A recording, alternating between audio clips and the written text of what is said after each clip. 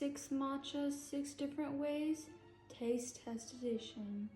Starting off with the coffee matcha. Cheers. That just tastes like coffee, not really good. Next we have the Earl Grey matcha. This one is delicious, but I could have added more matcha to it.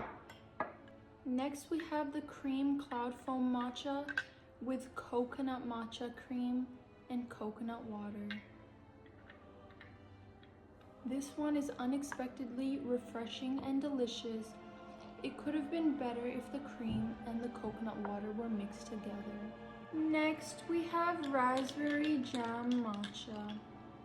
This one is delicious.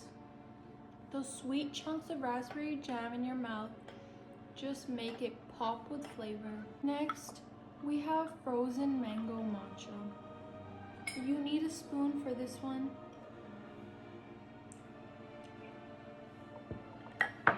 Wow, that is so delicious. Lastly, we have the honey matcha, but let's add a bit more matcha to this. The honey taste is very strong and it's really sweet.